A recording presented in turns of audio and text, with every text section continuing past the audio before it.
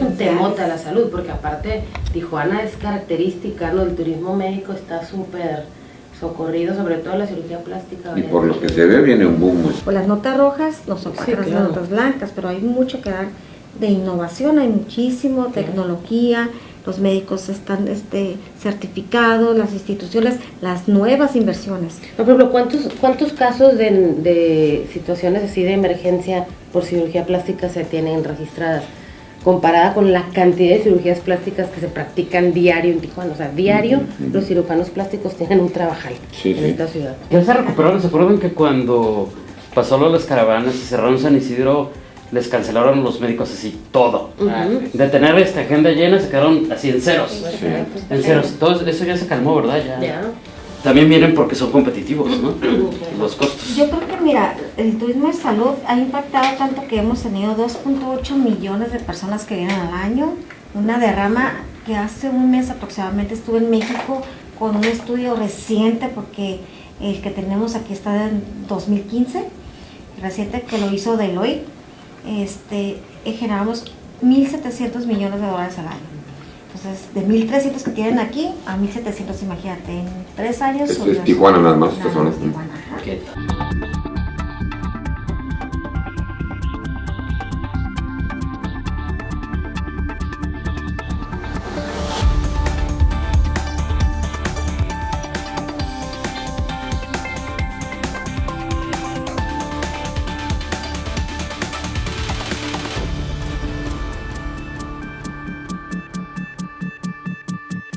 Hola, ¿qué tal? Estamos nuevamente en corto con el análisis, la opinión y la entrevista. Mucha información que comentar aquí en la mesa de opinión de En Corto. Primero que nada, bueno, pues el relevo en las administraciones municipales.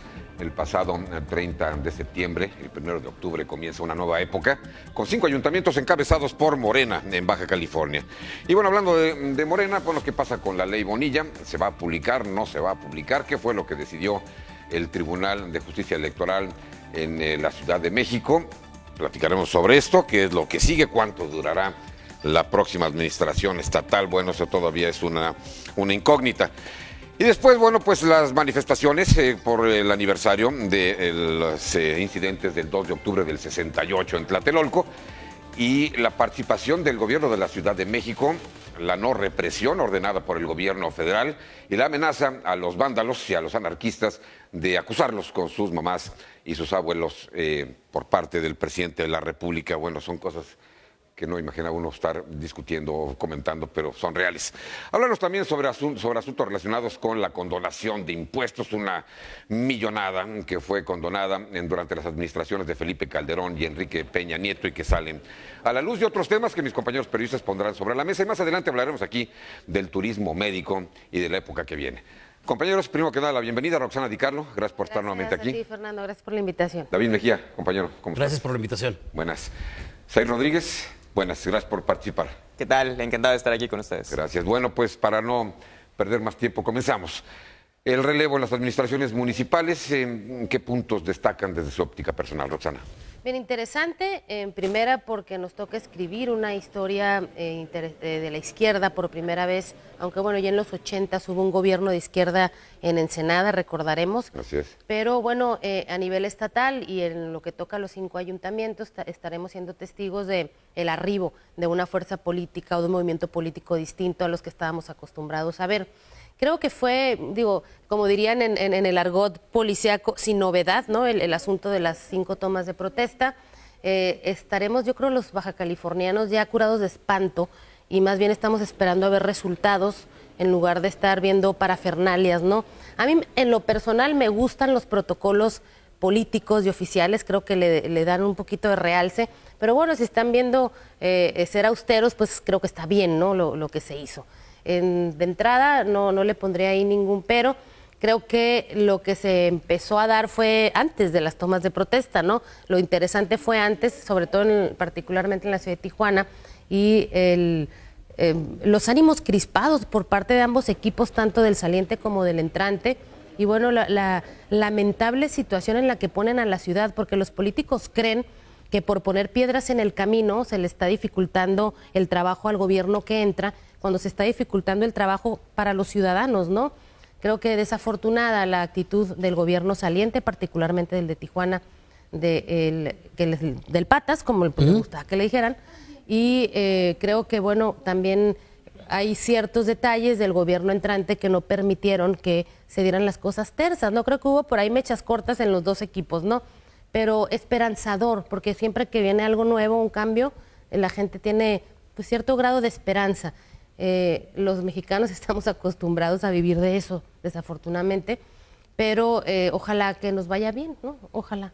Ojalá, por supuesto. Claro. Y si administraciones de 2 años, ¿no? Así es. Con Sí. posibilidad de reelección, ya veremos, David. Sí, hay 3 aristas interesantes de frente a lo que viene. Una es justamente esa. Cómo tener expectativas realistas cuando solamente tienen 2 años.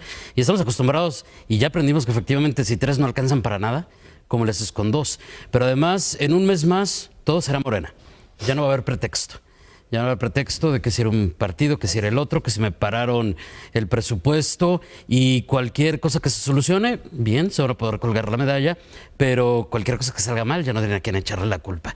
Y otro tema, el tercero es, y creo que importante, el de la participación de la mujer. Es la primera vez en la historia que vamos a tener 3 presidentas municipales, Cierto. mujeres, que van a tener un gran reto en 2 grandes vertientes. Uno, lamentablemente, ante la violencia de género que sigue permeando también en la política. Vamos a ver cómo lo superan. Lo vivió Nereida, Nereida Fuentes en Tecate, Mirna Rincón en Playas de Rosarito. Hubo ataques hacia ellas, no por su desempeño como administradoras de un municipio, sino simplemente por el hecho de ser mujer. Entonces vamos a ver si eso lo podemos superar. Y por otro lado, que representen a las mujeres de esta nueva fuerza que va a estar presente en los 3 niveles de poder. Es esperanzador, sí, pero al mismo tiempo, si no cumplen, la decepción va a ser todavía mayúscula. Cierto. Said. Yo me quedo con 3 mujeres en esta jornada de tomas de protesta. Me parece que las 2 alcaldes de Mexicali y de Tecate, en el caso de Tecate, que bueno, pues sorprendió un poco en su discurso, ¿no? Que ella era inexperta en la política, pero que era porque no estaba acostumbrada a mentir ni a robar en frente pues, de todo el pleno que la respalda. Habló un poco también acerca de López Obrador, de que se basa justamente en sus ideales y que con ello pretende gobernar Tecate.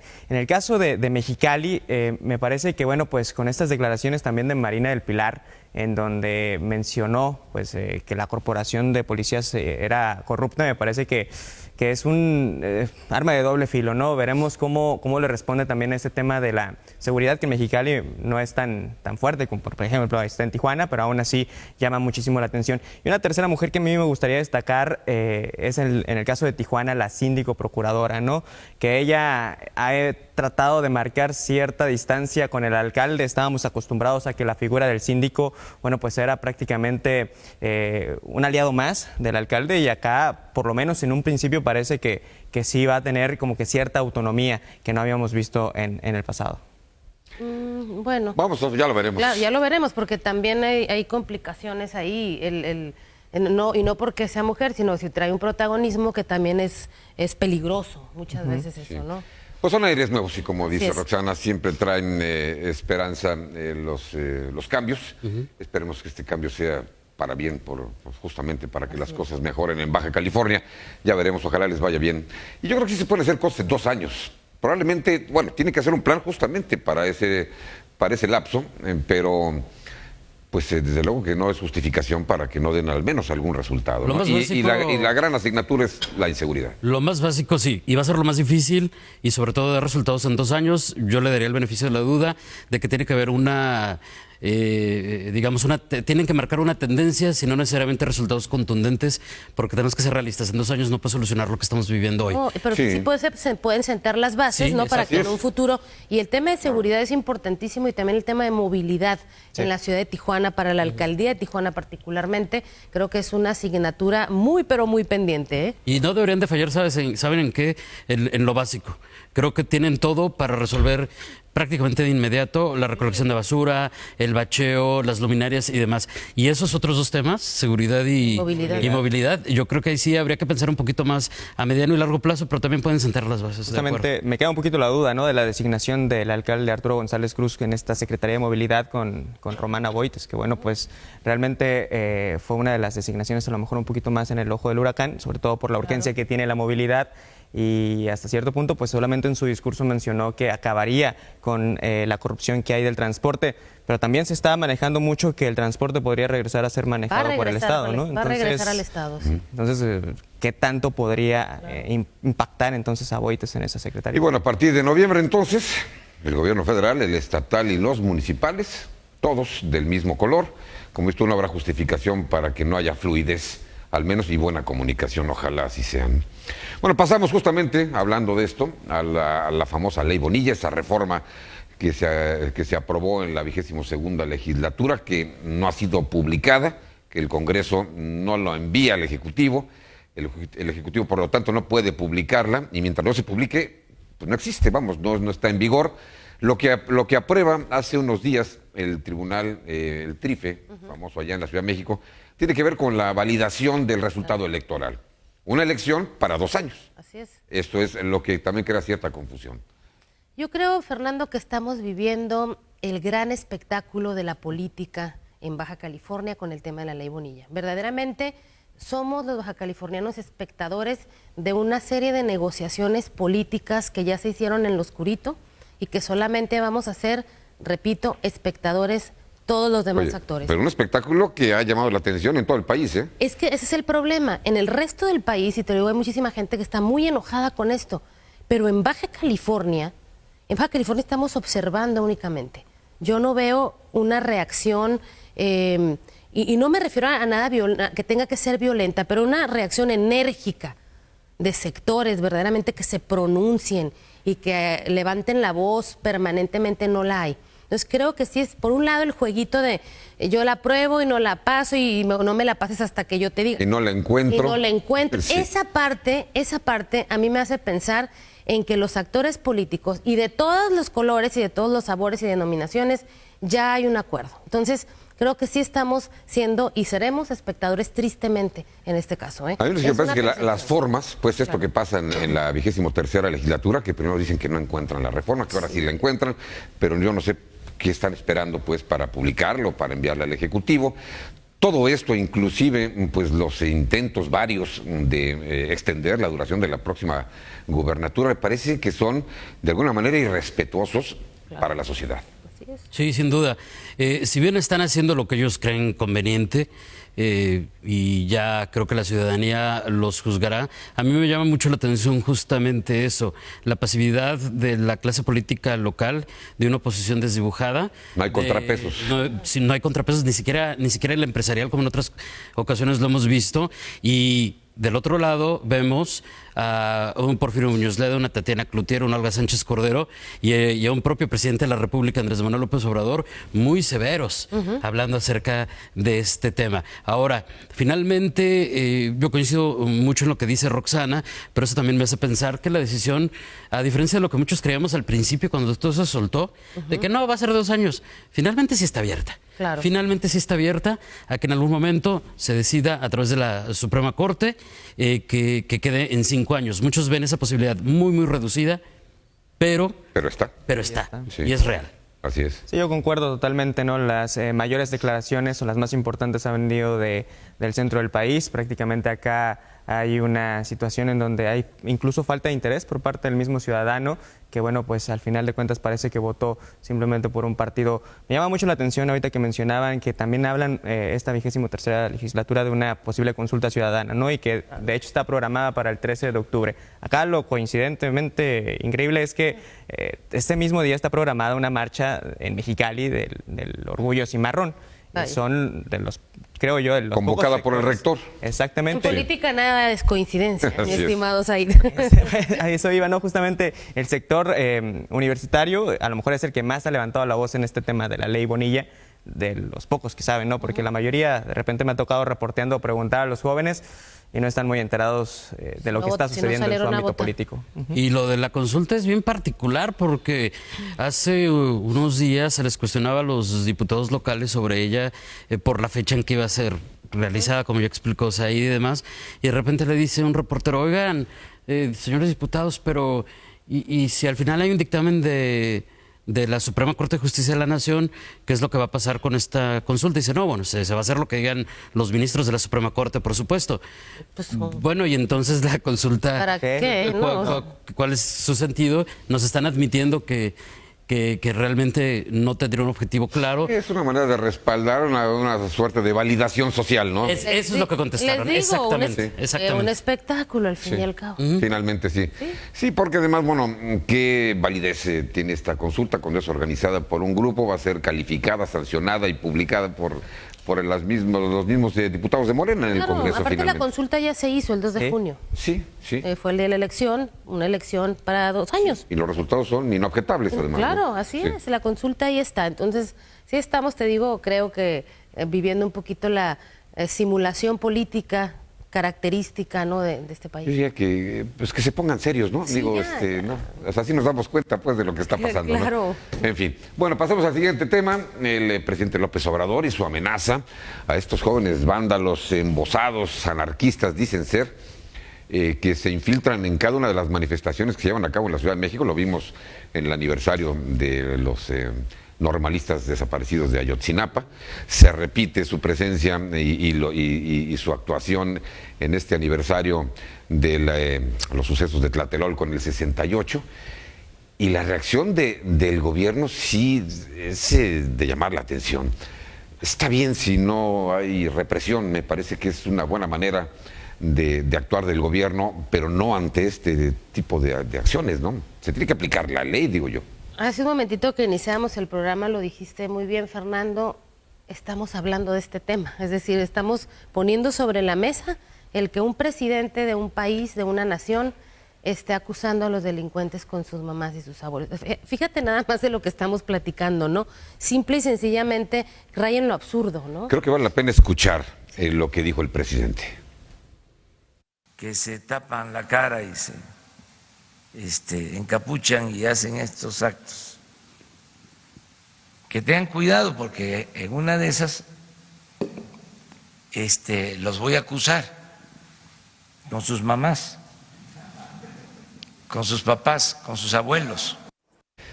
Bueno, no sabe uno si está hablando en serio, si es una manera de aligerar el tema, si está bromeando, no lo sé, bueno. Pero me parece que no viene al caso, porque comentaba yo hace unos días con un compañero periodista, cuando uno ve que están maltratando, grafiteando el Ángel de la Independencia, pues nos agrede a todos, ¿no? De alguna manera, ¿no? Y es la segunda o tercera vez que Andrés Manuel López Obrador en muy poco tiempo tiene expresiones de esta naturaleza y eso me llama mucho la atención. ¿Se acuerdan del fuchihuacala, no? Sí, también. Claro. Sí. Ahora viene esta nueva idea y la verdad es que yo soy a lo mejor más paranoico, pero yo no creo que sea al azar.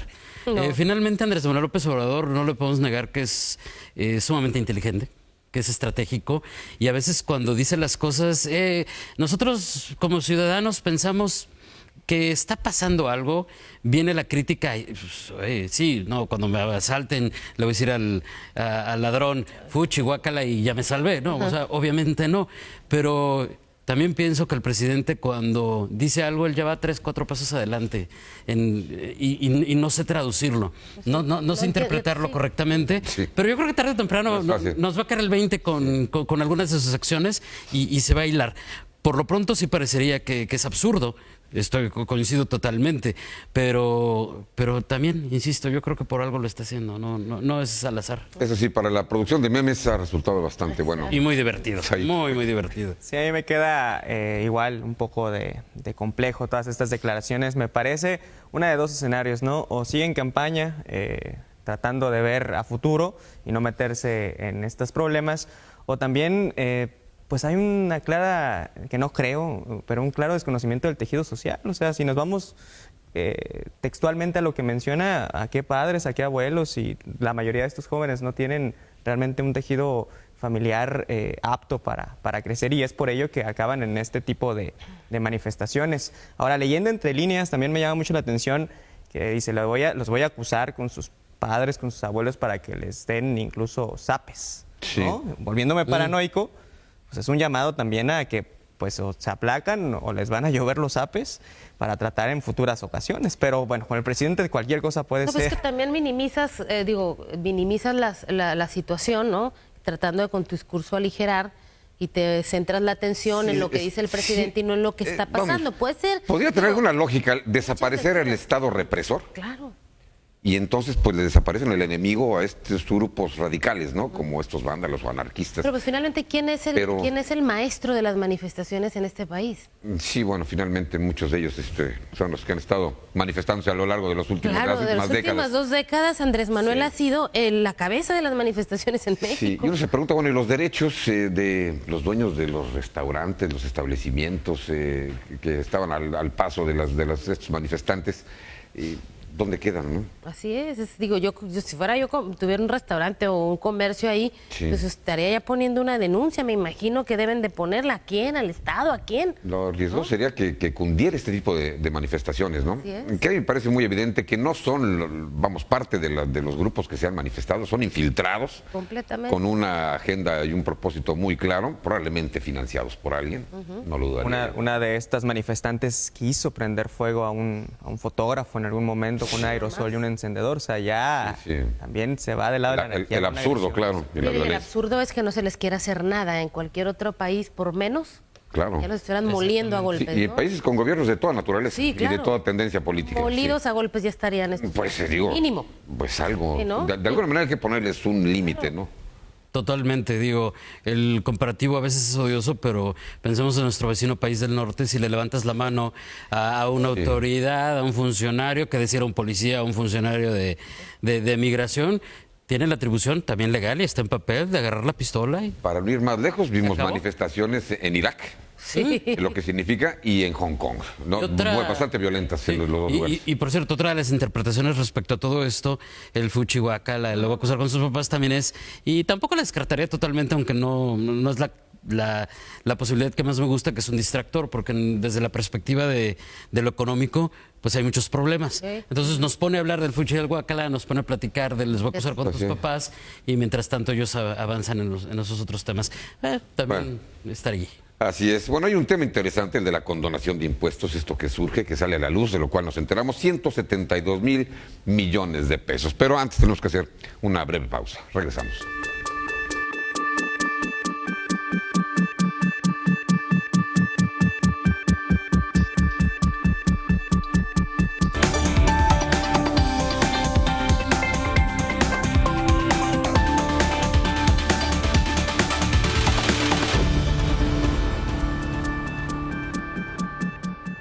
Ya estamos de regreso platicando en corto sobre las noticias de la semana. Bueno, esta condonación de impuestos durante, ¿qué fueron? Del 2007 al 2015, ¿no? Estamos hablando de 8 años, que para 8 años 172,000 millones de pesos, principalmente 88 grandes contribuyentes, y hay todavía 201 de ellos que se ampararon para que sus nombres no sean publicados y no se vean afectados su imagen. Caray. Entonces uno se pregunta, bueno, yo conozco personas que, en particular una persona que estaba muy preocupada hace no mucho tiempo porque le debía 400 pesos al fisco. Y estaba viendo de la manera, alguien con un sueldo bastante escaso, pues un ingreso limitado, y eso es lo que le debía a Hacienda. Estaba muy preocupado por cumplir. ¿De qué manera le explicas a esas personas que hay otras personas a quien se les condenaron miles de millones de pesos? Para explicar eso, a lo mejor desde el punto de vista de la justicia y de la moralidad pudieras hacer muchísimos argumentos.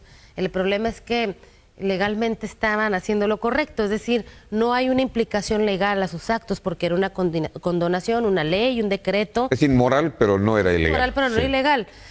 Aquí el asunto es que siempre los beneficiarios del gobierno son los grandes capitales, porque pues tú y yo y los que estamos en esta mesa, ¿qué podemos deberle al fisco? ¿Sabes? O sea, me explico, no creo que sea una cantidad tan grande como para tener que hacer un convenio con el fisco, ¿no? Por un lado, y por otro, es lo que te digo, no hay moralidad, pero en la política no hay moral, es decir, es tan cuadrada que se basa en leyes, en decretos, y aquí el asunto sale a la luz porque, pues bueno, el gobierno... Sí, se basa en leyes y decretos que se aplican a discreción, así, ¿no? Aparte a discreción, y estamos hablando de personajes que, caray, no creo que lo necesiten realmente, ¿no? O sea, con todo respeto, diría el presidente López Obrador, con todo respeto no creo que lo necesiten los grandes corporativos. Aquí evidentemente son favores políticos y son todo este tipo de situaciones que se dan. Las grandes empresas que financian campañas políticas y cuando entran los políticos al gobierno pues les hacen un favorcito, ¿no? en el tema fiscal. Todos lo sabemos, aquí bueno se da a conocer porque hay queja por parte del gobierno de Morena ante esta situación, pero pues resulta ser que al momento de estar checando los nombres, pues te das cuenta que está Jacob y está Ana Gabriela Guevara, entonces gente que se está quejando, pero que también se benefició. Entonces, hablando de dobles morales, pues hay en todos lados, ¿no? En este mercado de Dios, dicen por ahí. Así es. Hay una explicación de los activistas que durante décadas han pedido que todo esto se transparente y que... comenzó con el asunto de acabar con el famoso secreto bancario en cuanto a las deducciones se refiere, que se pudieran transparentes. Dice, bueno, si eres beneficiario del SAT y el gobierno te está condonando todas estas deudas, pues tenemos el derecho a la ciudadanía de saberlo, sobre todo cuando son grandes cantidades. Y dicen que parte del origen de esto en el sexenio de Felipe Calderón tenía que ver con grandes morosos que ya tenían deudas impagables. Y dicen, bueno, es una manera de ayudar y de no estar perdiendo el tiempo, porque finalmente esa persona ya nunca te va a poder pagar, está quebrada. Pero el problema es que pues ofrecieron una mano y les agarraron el pie. Y de ahí, pues grandes corporativos, artistas y políticos le entraron a este tema, se aprovecharon de esos asuntos legales para beneficios que no se merecían. O sea, no era el objetivo, de lo que en ese momento se creó. Y es una lista, hay desde pequeñitas condonaciones hasta unas gigantescas, ¿no? Sí, no, Y hasta extranjeros, ¿no? Que de repente Exacto. aparecen también Así es. cantantes. Transnacionales, sí, por supuesto. Sí, me queda claro que, bueno, pues fue una estrategia a lo mejor para tratar de evitar la fuga de empresas que en algún momento podía darse con este tema de las deudas impagables.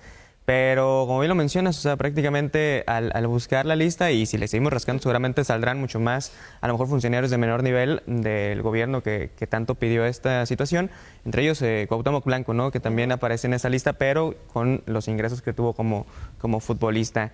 En México, ahorita que mencionabas, Fernando, acerca de cómo le explicas a alguien que debe 400 pesos en el fisco, pues prácticamente van por los de menor nivel. O sea, trato de compensar la condonación que hice de las multinacionales por toda la población que tengo aquí de 50 millones de personas. Ahora dice el presidente que esto se acabó.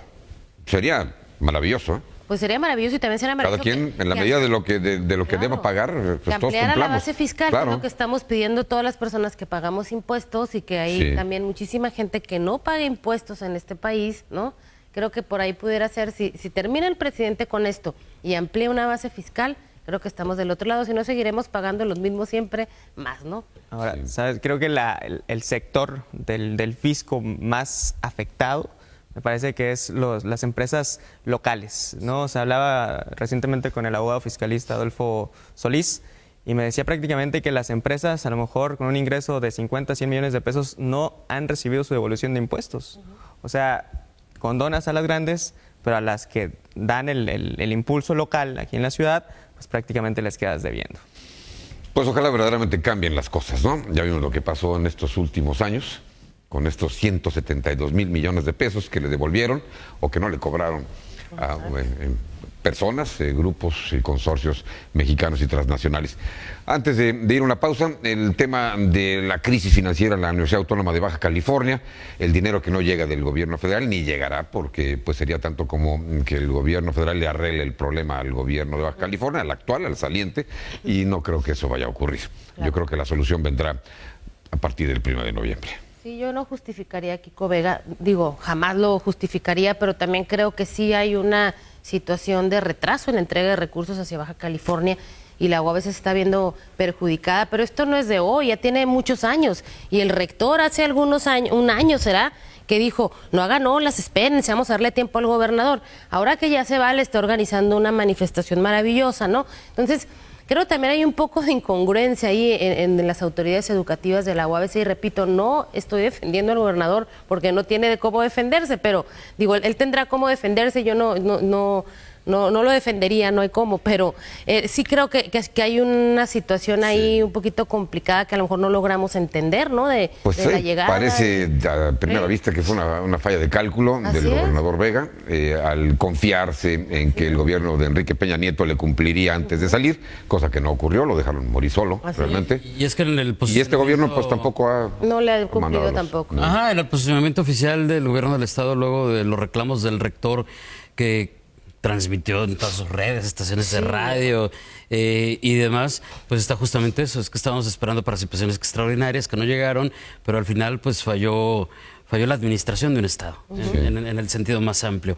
No solamente estamos hablando de un deudómetro que tiene la UABC desde hace X cantidad de meses, muchísimos, sino también que, por ejemplo, el Iztecali le dijo a los jubilados y pensionados pues que gestionaron, pero que pues no tuvieron frutos sus gestiones y que no hay para pagarles, que a ver cómo le hacen, pero septiembre se quedaron sin su dinero por lo pronto y es como una bola de nieve. Al final, como dice Roxana, entiendo esa parte que implica que tampoco la Federación cumplió con su parte, pero la administración del Estado también fue finalmente sin duda alguna. ¿No? Un desastre. Bueno, vamos a hacer una pausa, regresamos para platicar aquí en corto sobre turismo médico y lo que viene. Ya volvemos.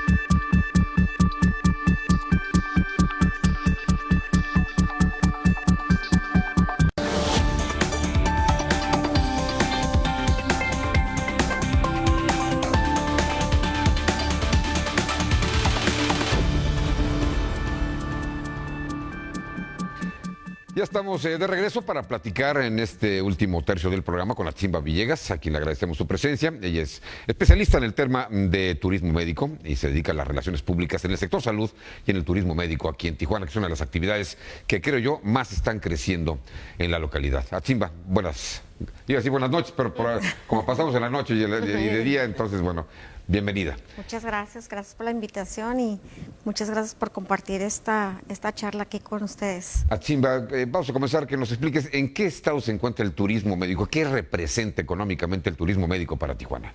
Sí, el turismo de salud es hoy en día es uno de los derrames económicos más importantes de todo el estado. Baja California despunta a nivel nacional e internacional, reconocido por los estándares de especialistas y sobre todo por el turismo de salud y el wellness, que ahorita somos el número 2 abajo de Tailandia y en plataforma número 1 en tema de promoción. Y pues seguimos creciendo, siguen llegando inversiones, el tema de innovación, de tecnología, de especialistas, pues es un despunte que nos da a conocer a nivel internacional y nacional. ¿Económicamente impacta en la ciudad y en el estado? Claro, el turismo de salud hoy en día para mí es el segundo derrame económica más importante de todo el estado, después del sector industrial. Y pues no nada más es las instituciones o los servicios de salud, sino también su cadena de valor. Sabemos que si un paciente viene, pues consume, y si consume, pues también tiene hospedaje, tiene transporte, y todo es un ecosistema global de turismo de salud. Compañeros. Sí, hace algunos años vimos este boom, ¿no? de turismo médico, particularmente de California, de Estados Unidos, tengo entendido es donde más llegan los pacientes a nuestra región. ¿Qué porcentaje o cuántas personas más o menos estamos hablando que se atienden en la región de Baja California y en qué especialidades consideras tú que son las más solicitadas? Sí, mira, el 60% del turismo que viene sí efectivamente es de Estados Unidos, tenemos un gran porcentaje de Canadá y pues el siguiente europeo, y hoy en día está llegando también un turismo de salud de Japón, turismo de salud de Israel y el asiático. Entonces, pero sí, el efectivo, el más, pues somos una zona fronteriza, tenemos tres aeropuertos internacionales muy reconocidos, entonces hace despunte. El 48% del porcentaje de turismo de salud que viene aquí es el paciente que vive en California y es el hispano. Entonces es el que busca la calidad de los servicios, la atención personalizada, el idioma y pues los tiempos cortos de atención al paciente. Ajá. Las especialidades. Las especialidades, efectivamente desde hace el 2010, que fue un despunte que se destacó precisamente en un evento de turismo de salud, buscamos que la especialidad de cirugía plástica, la bariátrica, porque somos pioneros en la cirugía bariátrica, hoy en día la ginecología era un boom, pero ahora la fertilidad. Lo buscan mucho, fertilidad, la oftalmología y la dental. Nosotros tenemos aquí en Baja California Algodones, que es la capital a nivel nacional e internacional del turismo dental. Tenemos también aquí que nos buscan en el área de oncología, la medicina alternativa, y tiene muchos años desde que empezaron aquí el procedimiento, lo de los tratamientos oncológicos, y ha sido muy reconocido a nivel internacional. Y hoy en día pues hay nuevas especialidades, subespecialidades, por el tema de la cardiología, lo buscan mucho, el tema de la traumatología, tenemos aquí expertos reconocidos a nivel internacional en traumatología y ortopedia, tenemos equipo, y también buscan mucho ahora, hoy en día, nuevas subespecialidades en innovación. ¿Okay? Embarazos de alto riesgo, medicina regenerativa y la medicina robótica. Muy bien. ¿Hay algún cálculo respecto a cuánto asciende la derrama económica anual en cuanto a turismo de salud se refiere? Sí, mira, de acuerdo a los indicadores por parte de la Secture, tenemos un aproximado de 2.8 millones de personas que vienen a este tipo de sector. Hace un par de meses se dio unas estadísticas más actualizadas, unos indicadores por parte de la empresa Deloitte. Decía que era 1.700 millones de dólares que genera el derrame económico anualmente en todo el estado. Entonces, pues sigue despuntando las nuevas inversiones. Este año más o menos se cerraron 8 hospitales y no nada más es en Tijuana. Ahorita ya tienen nuevas inversiones, Rosarito, Tecate, Mexicali, que ha sido destacado y tiene muchos hospitales certificados. Entonces sigue creciendo el tema de la inversión. Y va de la mano. ¿Esa derrama es solamente lo que tiene que ver con la medicina y los doctores, o incluye todos los gastos que nos platicabas hace ratito respecto a ese ecosistema? No, esa derrama económica es las instituciones, los servicios de salud y su cadena de valor. Restaurantes, hotelería, gabinetes y los consumos que tiene cada persona que viene aquí. Amigo, ¿qué tal? Simba? Muy buenas noches. Preguntarte en el tema, me llamó mucho la atención el nuevo turismo asiático. Teniendo a Tailandia por allá, ¿por qué crees que deciden venir aquí a Tijuana? ¿Es un tema de precios o cómo podrías definir esa situación? Yo no definiría como precio, yo creo que más bien definimos un paquete integral, que lo ofrecemos nosotros el paquete integral, y definitivamente sigo creyendo que nosotros como relaciones públicas, la especialidad, la atención personalizada que dan los médicos. Entonces, Asia tiene un sistema tipo como el Seguro Popular, los tiempos son muy largos, como tipo Canadá, entonces a veces el paciente prefiere invertir y pagar y venir a tratarse lo más pronto posible, precisamente para prevenir su diagnóstico y tener un buen tratamiento. Aquí tenemos excelentes instituciones que reciben, hoy en día que hemos tenido flujo paciente de Israel, que también está retirado, que está cerca de Tailandia, pues es precisamente la atención de los doctores, la garantía de sentirse satisfecho con el servicio. La fertilidad, perdón, Rox, la fertilidad también fue otra de las especialidades que mencionaste ahorita y que también me llamó la atención. ¿Desde cuándo se está dando también este incremento de personas que vienen por este tratamiento? Y a lo mejor, ¿cuántas clínicas a lo mejor están certificadas con esta situación? Sí, nosotros ya tenemos muchos años con el tema de fertilidad. De hecho, somos casi prácticamente pioneros en el tema de fertilidad. Desde que uno de los doctores se preparó, ha despuntado mucho el tema de fertilidad en muchos pacientes, en tipo de cirugía plástica con nuevas técnicas también ha despuntado, el área de oftalmología de la mano con la innovación, va de la mano el área de dental, los tratamientos que son hoy en día, lo de la medicina alternativa también puede despuntar lo que es, pero también va de la mano el wellness, el bienestar, los spas, la meditación, algunos tratamientos estéticos también despuntan eso. Ahora, en el tema de las certificaciones, creo que es muy importante el tema de la regularización. acreditación y certificación. Y no nomás para las instituciones, sino para todo el ecosistema de salud, médico e instituciones, para darle más credibilidad y seguridad tanto al paciente extranjero como al paciente local y el nacional. Sí, es que este boom de la oferta médica en Tijuana pues trae consigo también la aparición de pequeñas clínicas, consultorios, no necesariamente profesionales, que pueden representar un riesgo para la imagen de lo que aquí se ofrece. Yo creo que la regulación es fundamental, ¿no?, en el sector. Claro, de hecho, en el próximo gobierno, platicando con el próximo secretario de Salud, el doctor Pedro Rico, se ha platicado una estrategia nueva de implementar un empadronamiento que empiece a regular cuáles clínicas tienen o les faltan los servicios, porque sí, efectivamente tenemos 168 hospitales privados y 4 solamente están certificados. Entonces, que hay que empujar, hay que hacer una campaña informativa y acercarle las herramientas, porque eso para nosotros nos da valor agregado en el tema de la promoción.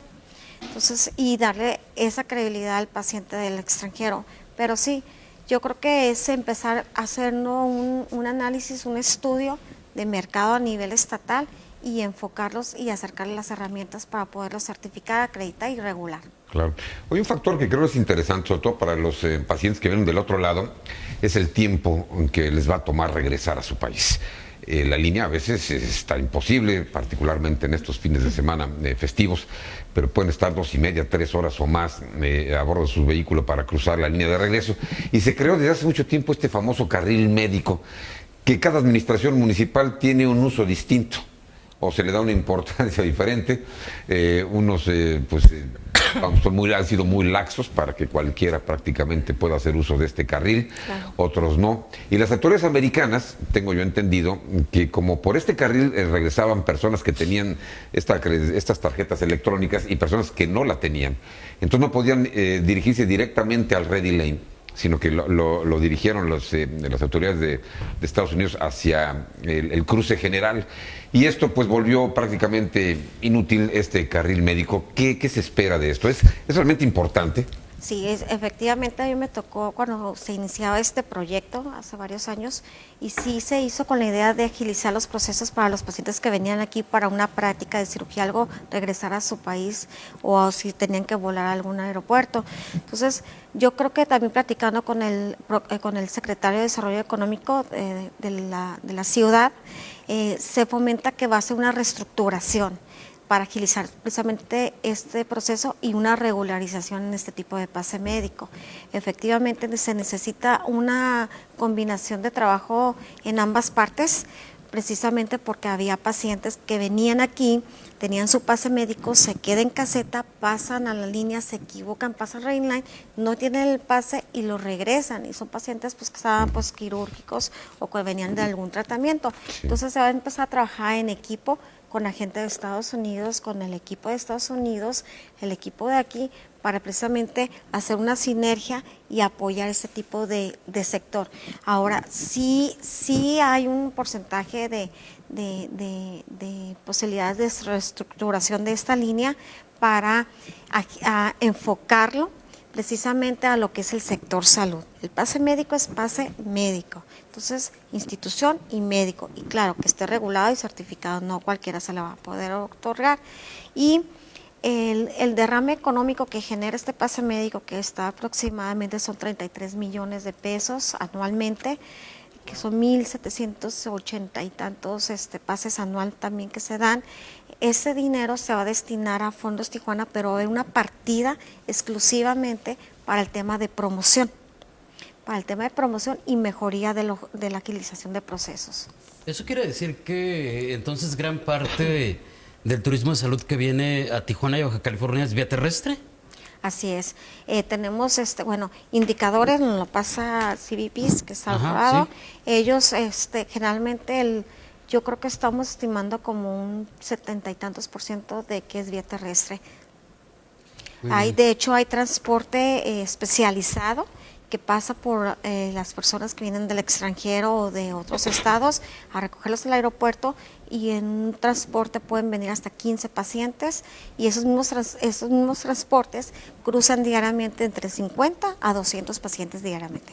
Aquí muy cerca del cruce internacional vemos un edificio bastante alto que están construyendo, un hotel recién inaugurado, que, según entiendo yo, tú me lo podrías confirmar, espero, tiene ese propósito, ¿no? De que sin internarse más de unos cuantos metros en Tijuana, los pacientes vengan y se atiendan en este edificio que tendrá, no sé si consultorios o si también habrá ahí quirófanos o clínicas en el interior. ¿Cuál es el proyecto? ¿Lo conoces? Sí, eso es súper bueno. Eso es un boom, y aparte cambia la era del turismo de salud, la innovación, las nuevas inversiones. Entonces, en este año se están construyendo 8 hospitales en ese mismo distrito. Por eso se está formando un distrito de salud en esa zona, cerca de la línea, cerca del aeropuerto, que esté todo integral en el mismo lugar, tanto como esta inversión que comentas que está cerca de la línea. Posteriormente hay como 3 más por esa misma zona. Entonces eso genera también para nosotros crecimiento de empleo. Posiblemente es más especialidades y el tema de la promoción para atraer más pacientes, incrementar ese 2.8 de millones de personas que vienen, incrementarlo en los próximos años. En los indicadores que nos dio Deloitte ahora en México, se estima que en esos 3 años se va a ver un crecimiento del 10 al 13.3% de crecimiento de turismo de salud a nivel nacional, y se estima que es un 4.8% en nuestro estado. Entonces tenemos totalmente una alternativa de crecimiento, y sí, efectivamente, esa es una de las tantas inversiones que están hoy en día y pues siguen llegando. Ahorita tenemos en mira como unas 10 inversiones a nivel estado de crecimiento. Pues son buenas noticias. Yo creo que eso también compromete a todo el aparato gubernamental a dar a todos estos pacientes, ofrecerles más seguridad, una mejor movilidad. Creo que esto debe ser pues integral, un desarrollo integral, pero la aportación del sector médico en Tijuana, seguramente por lo que nos comentas, bueno, pues tiende a crecer, y son desde luego buenas noticias para Tijuana. Simba Villegas, ¿algo que quieras comentar? Tenemos unos cuantos segundos. ¿Algo que no te hayamos preguntado? Pues yo creo que efectivamente es eso, el trabajar en equipo. Yo creo que es momento de trabajar iniciativa privada como iniciativa de gobierno, de hacer, porque a todos nos compete tener una Baja California que nos despunte, que seamos reconocidos, y que próximamente seamos la capital de turismo de salud a nivel nacional e internacional. Así es, que así sea. Simba Villegas, muchas gracias. Muchas gracias por a estar ustedes. aquí. Roxana, Gracias por Fernando. acompañarnos nuevamente. David Mejía. Muchas gracias, Fernando. Gracias, Said. Muchas gracias. Gracias, compañero. Gracias a usted por acompañarnos. Les recuerdo, En Corto se transmite todos los sábados a las 11:30 de la mañana, con 2 repeticiones, una a las 9 de la noche del mismo sábado y la segunda a las 12:30 del mediodía el domingo. Gracias, hasta la próxima.